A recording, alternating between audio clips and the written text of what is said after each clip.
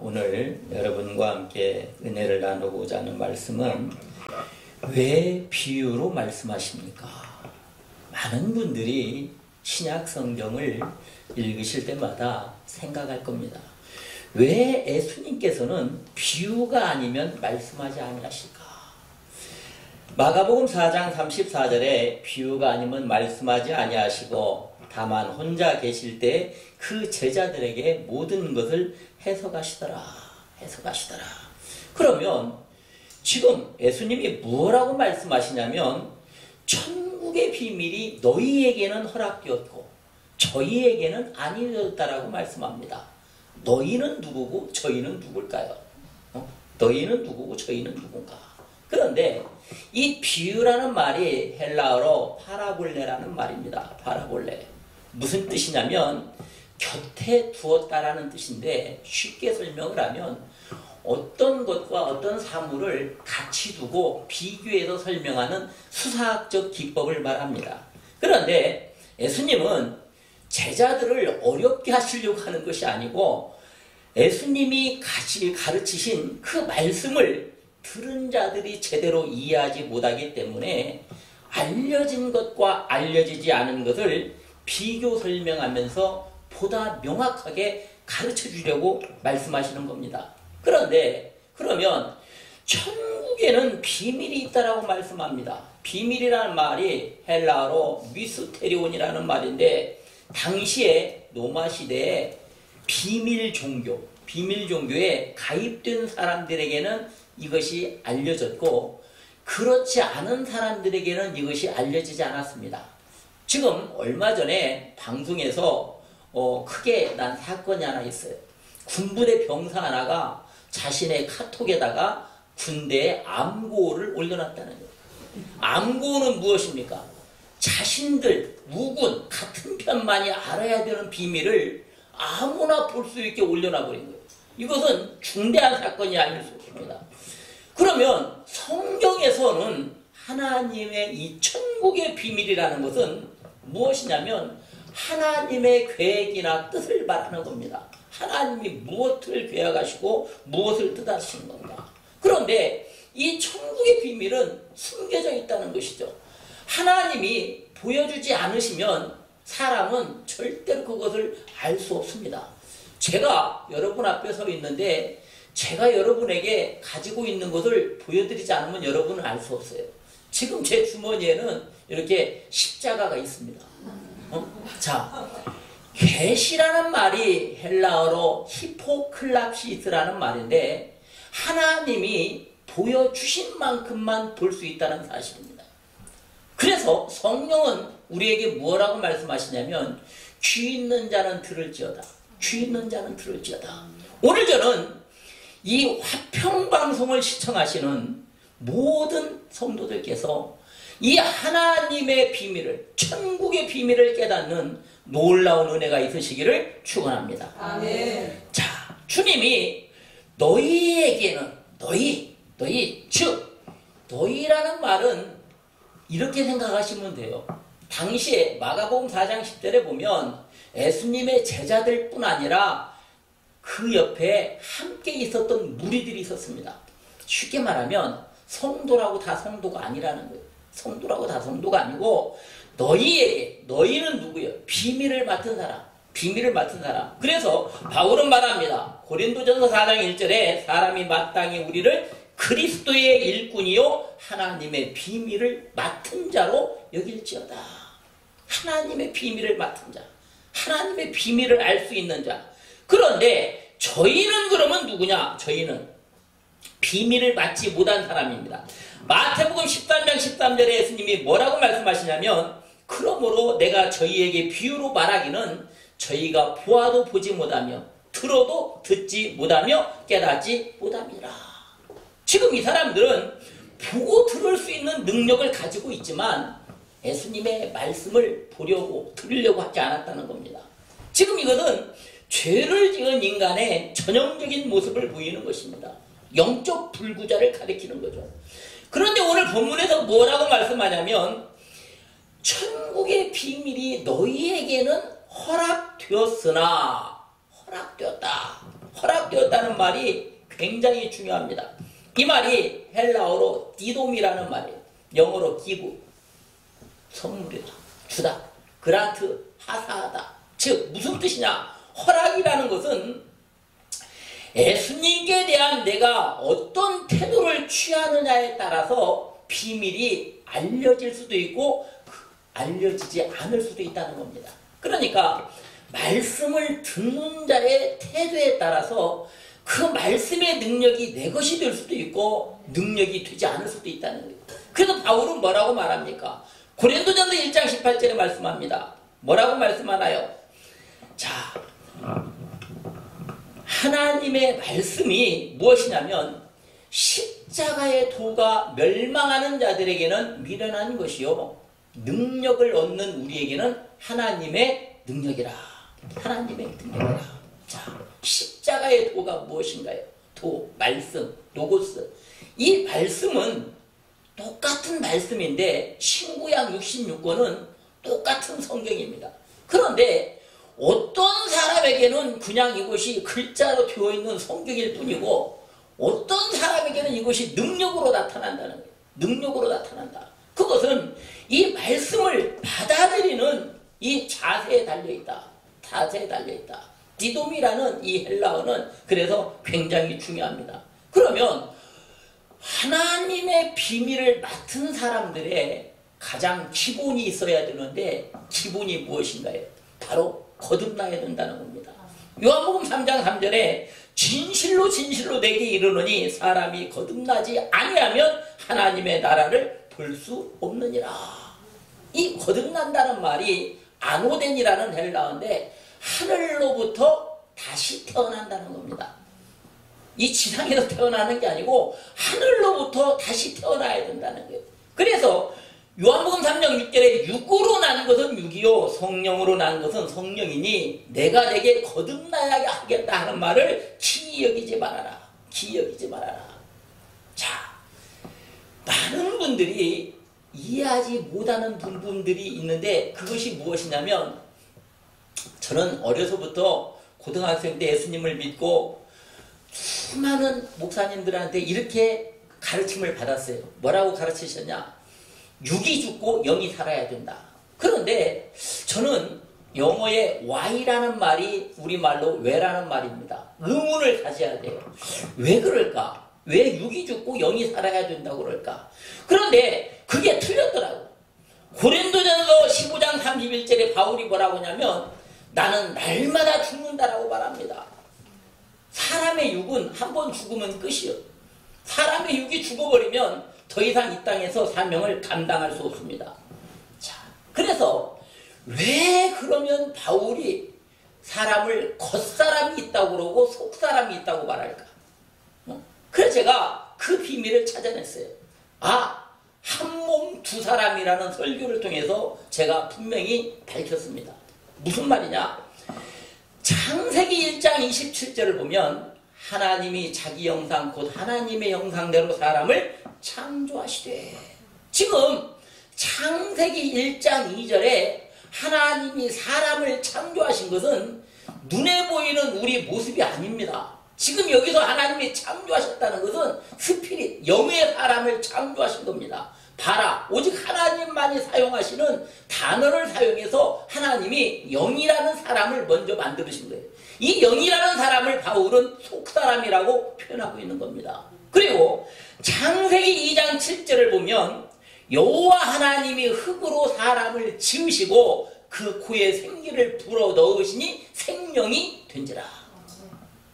지금 하나님은 영이라는 사람은 바라라는 히브리어 동사를 오직 하나님만이 사용하실 수 있는 단어를 사용해서 창조를 하셨습니다. 창조를 하셨고 하나님이 창세기 2장 7절에서 뭐라고 말씀하시냐면 이렇게 말씀하시죠.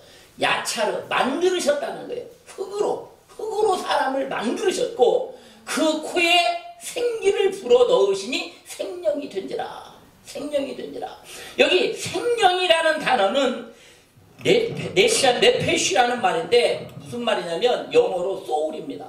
즉 우리가 말하는 혼, 감정, 의지가 있어요. 그러니까 바울이 말하는 겉사람이 바로 이 혼입니다. 그러면 여러분이 한번 생각을 해보시면 됩니다. 사람의 몸에는 의지가 없습니다.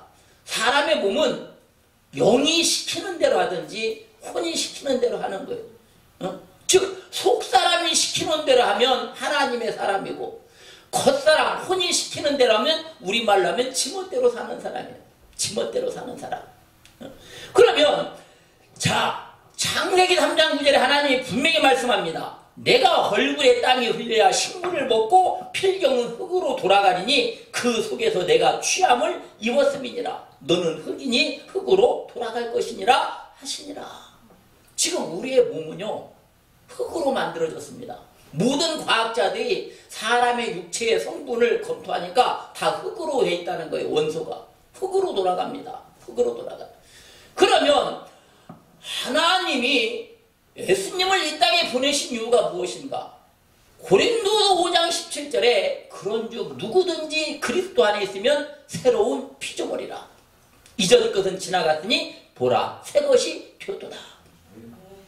여기 피조물이라는 말이 헬라어로 크티시스라는 말이에요. 크티시스.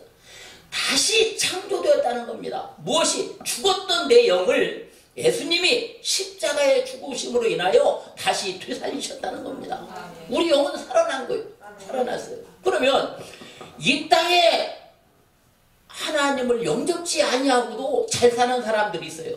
그 사람들은 어떨까요? 그 사람들 영은 죽었어요. 이 땅에서 사는 데는 영이 죽어도 사는데 아무 지장이 없어요. 그러나 우리는 하나님의 생명을 허락받았고, 하나님이 죽어있던, 하나님이 처음에 만드신 첫사람, 속사람, 영이 다시 회복되고 살아났다는 겁니다. 살아났다. 그래서 사도행전 13장 48절에 보면 이방인들이 듣고 기뻐하여 하나님의 말씀을 찬송하며 영생을 주시기로 작정된 자는 다 믿더라. 작정되었다 이 말입니다. 그 작정된 사람이 저는 오늘 이 화평방송을 통해서 하나님의 복음에 귀를 기울이는 많은 성도님들이신 줄로 믿습니다. 지금 이 작정됐다는 말이 헬라어로 타소라는 말이에요. 타소.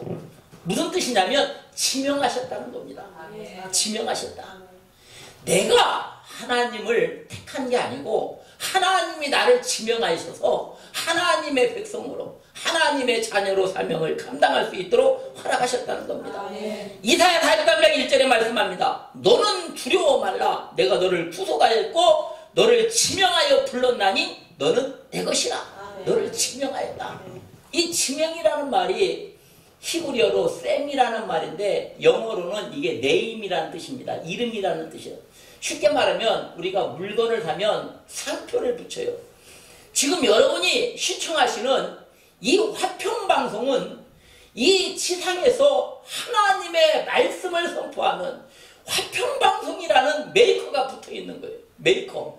마찬가지로 하나님의 자녀는, 하나님의 백성은 성령으로 지명하신다는 겁니다. 성령으로 인치신다는 겁니다. 성령으로 보증하신다는 겁니다.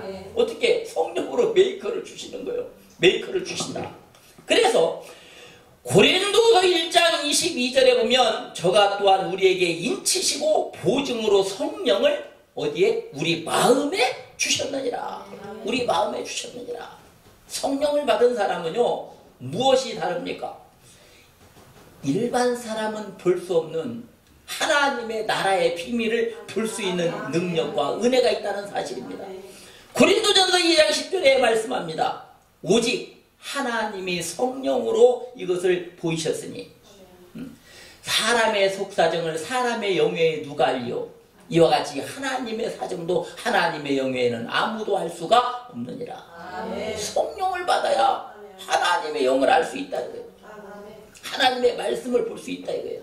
그러면 왜 성령님을 받아야만이, 왜 성령의 사람이 되어야만이 하나님의 일을 알 수 있을까요? 성령님은 우리를 도우시는 분입니다. 요한복음 14장 26절에 말씀합니다. 보혜사 곧 아버지께서 내 이름으로 보내실 성령, 그가 너희에게 모든 것을 가르치시고 내가 말한 모든 것을 생각나게 하시리라. 생각나게 하시리라. 저는 주변에서 가끔 어떤 분들이 이렇게 말씀해요. 내가 예전에는 은사도 받았고 하나님의 말씀도 외웠는데 이제 기억이 아니요. 성령님이 함께 하시면 세상에 나이하고 관계없습니다. 성령님이 기억나게 하시는 거예요. 성령님이 생각나게 하시는 거예요. 성령님이 가르쳐 주시는 거예요. 자, 우리가 하나님의 백성이라면, 하나님의 자녀라면 이 땅에 있는 것이 중요한 게 아니고 성령의 은혜대로. 그런데 오늘 예수님이 굉장히 중요한 말씀합니다. 너희와 저희를 구분하시는 이유를 알아야 돼요. 너희와 저희, 너희와 저희. 마태복음 7장 21절에 보면 나더러 주여 주여 하는 자마다 천국에 다 들어갈 것이 아니요 다만 하늘에 계신 내 아버지의 뜻대로 행하는 자라야 들어가리라. 지금 여기 보시면 주여 주여 한다는 것은 분명히 하나님을 믿는 사람을 말하는 겁니다. 안 믿는 이방인을 말하는 게 아니에요. 그런데 나더러 주여 주여 하는 자마다 다 천국에 들어간다는 것이 아니에요. 아버지의 뜻대로 해야 된다. 뜻이라는 말이 헬라어로 델레마라는 말인데 이 말은 델레오라는 말에서 왔습니다. 무슨 말이냐면 바라다, 원하다라는 뜻에서 왔는데 요한복음 6장 40절에 내 아버지의 뜻은 아들을 보고 믿는 자마다 영생을 얻는 이것이니 마지막 날에 내가 이를 다시 살리리라 하시니라. 자, 아버지의 뜻대로 하는 사람은 어떤 사람들이냐? 하나님의 뜻으로 생명을 얻은 사람들은 예수님 안에서 구원을 깨닫고 그 구원을 어떻게 간직하는 사람들이다. 간직해야 된다는 말입니다. 간직해야 된다. 즉 어떻게 이 텔레오라는 말은 주어진 시점까지 간직해야 돼요. 그러니까 예수님이 씨 뿌리는 비유를 통해서 4가지 밭에 대해서 말씀합니다. 어떻게 어느 때까지 간직해야 되느냐? 예수님이 다시 재림하실 때까지 말씀을 붙잡고 지켜야 된다는 거예요. 중간에 말씀을 빼앗기지만 안 된다는 겁니다. 말씀을 지켜야 된다는 겁니다. 지켜야 된다. 그래서 누가복음 8장 15절에 좋은 땅에 있다는 것은 착하고 좋은 마음으로 말씀을 듣고 지키어 인내로 결실하는 자니라.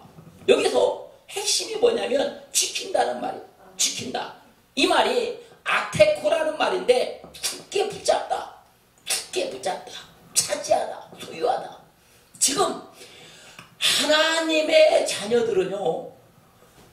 알아야 될 사실이 무엇이냐면 여러분이 한번 쉽게 이해하실 수 있습니다. 예수님의 12제자 중에 한 사람인 유다가 있었습니다. 그 사람이 처음에 말씀을 받았겠습니까? 받지 않았겠습니까?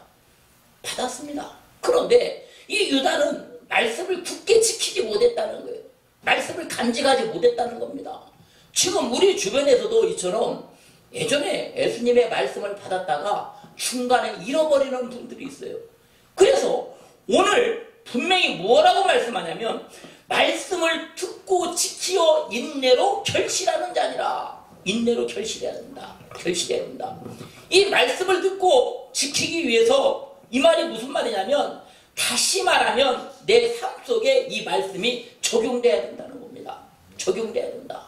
내가 성령을 받았으면 내 모습에서 그리스도의 향기가 드러나야 되고 주님의 모습이 나타나야 되고 그래서 바울처럼 말할 수 있어야 됩니다. 바울이 뭐라고 말합니까? 내가 그리스도를 본받는 자 된 것 같이 너희는 나를 본받는 자 되라. 아니 여러분 만약 우리가 예수님을 믿고 예수님의 제자라고 한다면 세상 사람들에게 당당히 말할 수 있어야 됩니다. 내가 예수 믿는 것처럼 너희는 나를 본받으라고 말해야 돼요. 이거 교만이 아닙니다. 교만한 게 아니에요.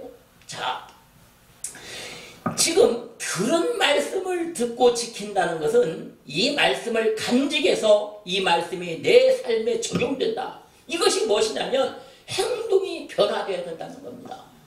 속사람, 영의 사람으로 살면 하나님의 자녀의 모습이 우리 육으로 나타나야 돼요. 육으로 나타나야 돼요. 세상 사람처럼 방탕하고 무절제하고 사는 것이 아니고 드러나야 된다 이 말이에요. 왜 그러냐면 제가 분명히 말씀드렸잖아요. 사람의 몸은 하나인데 이 몸 하나에 두 사람이 살아요. 바울이 말하는 속사람, 영이라는 사람이 살고 있고 바울이 말하는 겉사람, 혼이라는 사람이 살고 있습니다. 그런데 영은 하나님이 창조하신 사람이고 혼은 하나님이 흙으로 만드신 사람입니다. 이렇게 이해하시면 이해가 쉽죠. 이해팀 이해하면 쉽습니다. 그러니까 성경에 보면 데살로니가 교인들이 있습니다. 이 데살로니가 교인들은 짧은 시간 동안에 교회를 세워 소문난 교회를 만들었는데 그 놀라운 비밀이 바로 여기에 있습니다. 자, 하나님의 말씀을 듣는 그들의 자세에 있었다는 겁니다. 오늘 예수님이 뭐라고 말씀하시냐면 천국의 비밀이 너희에게는 허락되었으니 허락되었다. 데살로니가전서 1장 13절에 보니까 이러므로 우리가 하나님께 쉬지 않고 감사함은 너희가 우리에게 들은 바 하나님의 말씀을 받을 때 사람의 말로 아니하고 하나님의 말씀으로 받음이니라. 진실로 그러하다. 이 말씀이 또한 너희 믿는 자 속에서 역사하느니라. 아멘. 사람의 말로 받지 않고 하나님의 말씀으로 받으니까 그 말씀이 그 속에서 역사하신다는 거예요. 그 말씀이 움직이신다는 겁니다. 움직이신다는 거예요. 그러면 우리가 여기서 취해야 될 가장 중요한 자세가 무엇입니까? 사무엘상 3장 10절에 사무엘이 이렇게 고백합니다. 말씀하옵소서 주의 종이 듣겠나이다. 말씀하옵소서. 지금 바로 이 사무엘의 고백이 우리 고백이 되어야 됩니다. 주여 말씀하옵소서 종이 듣겠습니다. 이사야 3장 10절에 너희는 의인에게 복이 있으리라 말하라. 그들은 그 행위의 열매를 먹을 것이며 이 행위라는 말이 말랄이라는 말인데 말랄, 행위, 행동을 말합니다. 예수 믿었으면 변화가 되어야죠. 그에게서 귀신이 쫓아내는 능력이 나타나고 병자를 치유하는 능력이 나타나야 되고 그 자신의 삶이 변화되는 능력이 나타나야 된다는 거예요. 그게 하나님의 뜻입니다.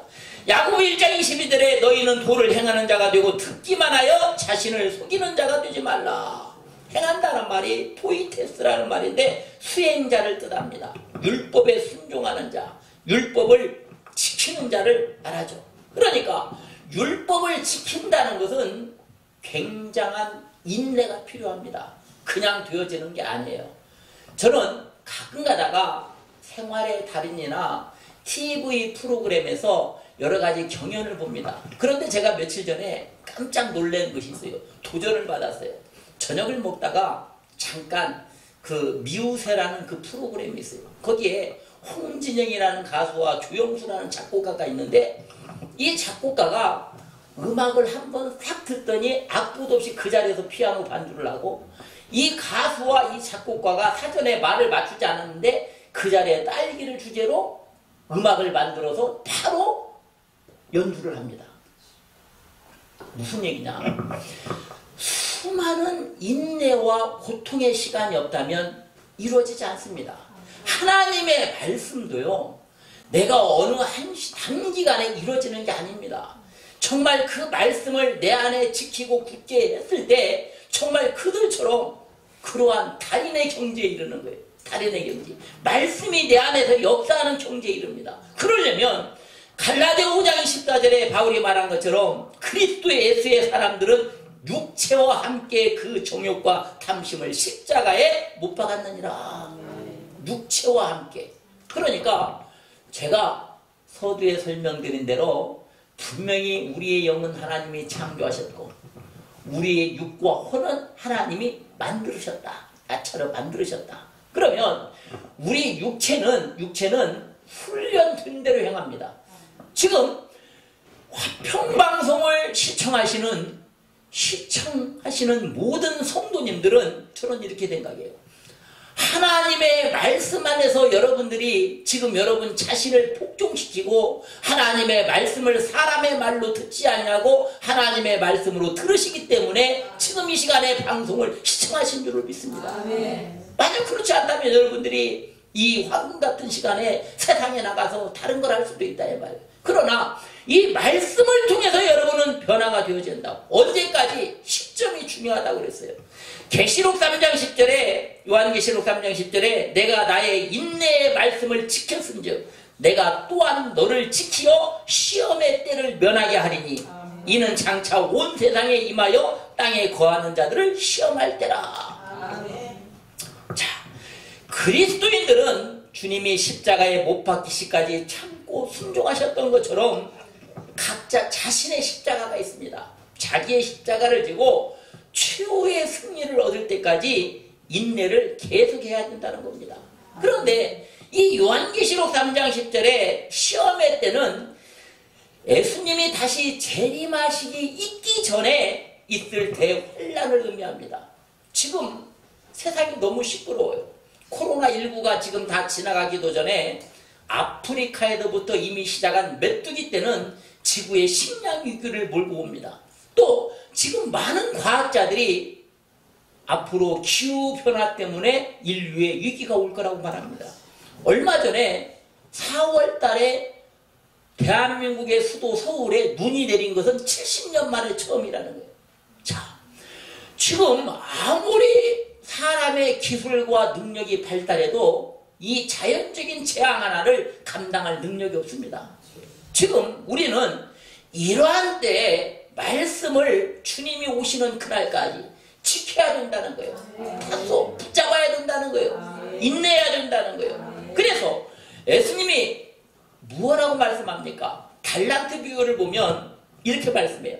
마태복음 25장 29절에 무릇 있는 자는 받아 풍족하게 두고 없는 자는 그 있는 것까지 빼앗기리라. 빼앗기리라. 무엇이 있고 무엇이 없습니까? 저는 많은 분들에게 묻고 싶어요.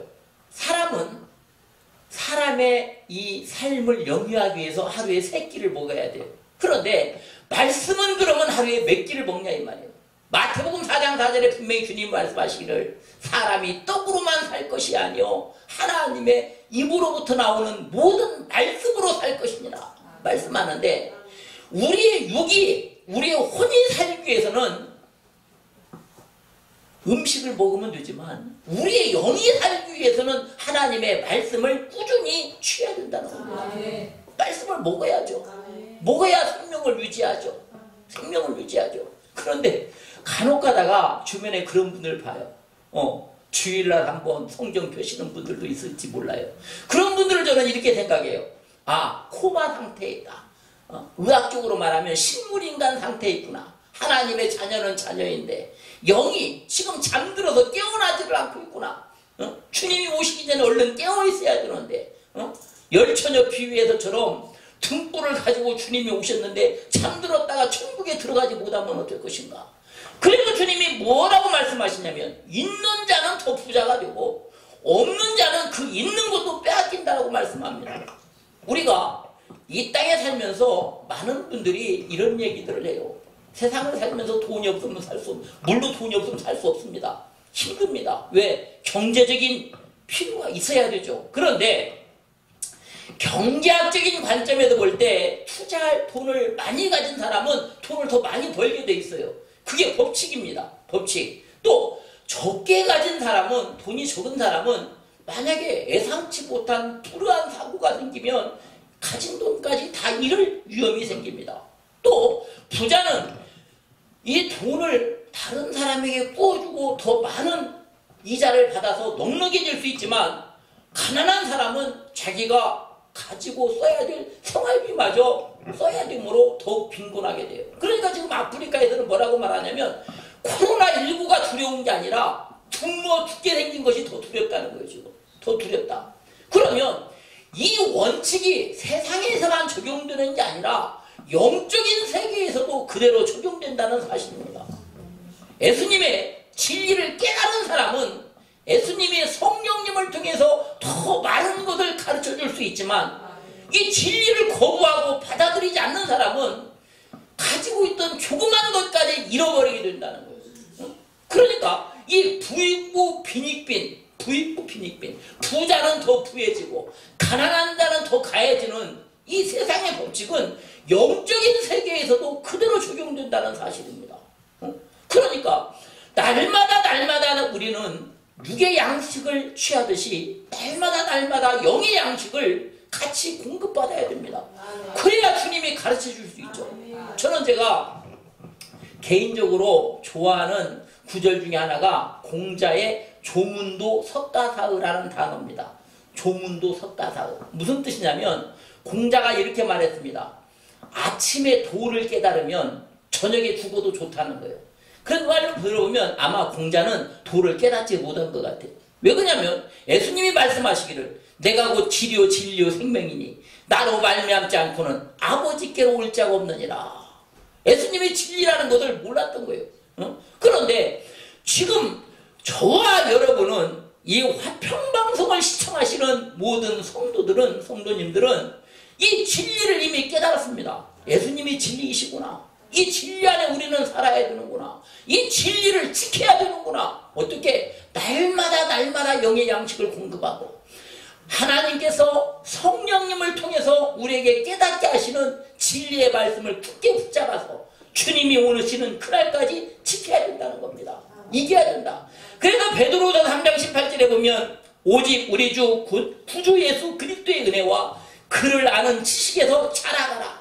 영광이 이제와 영원한 날까지 그에게 있을지어다. 여기 자라간다는 말이 아욱사노라는 말입니다. 아욱사노라는 말인데 이 말이 자란다, 성장한다는 말인데 과거형이 아니고 현재 명령형입니다. 그러니까 우리의 믿음이, 우리의 신앙이, 우리의 영적인 능력이 계속 현재 명령형으로 진행되어야 된다는 겁니다. 끝나는 게 아니고 지금 이 시간이 바로 주님의 은혜를 체험할 때요, 주님의 말씀을 붙잡을 때입니다. 아욱사노. 그래서 사무엘이 말합니다. 사무엘상 3장 19절에 보면 사무엘이 자라매 여호와께서 그와 함께 계셔서 그 말로 하나도 땅에 떨어지지 않게 하시니. 여기 자란다는 말이 히브리어로 가달이라는 말인데 여러분 한번 생각해 보세요.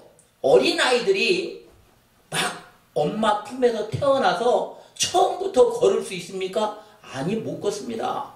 그 아이가 걷기 위해서는 수없이 넘어지고 수없이 넘어졌다가 다시 쓰러져서 일어나서 그 아이는 비로소 걷게 되는 것과 마찬가지입니다. 우리가 하나님의 말씀에 굳게 서는 것이 단번에 되는 것이 아니고 꾸준한 훈련이 있어야 된다는 거예요. 꾸준한 영적인 훈련이 계속 이어져야 된다는 겁니다. 계속 이어져야 된다.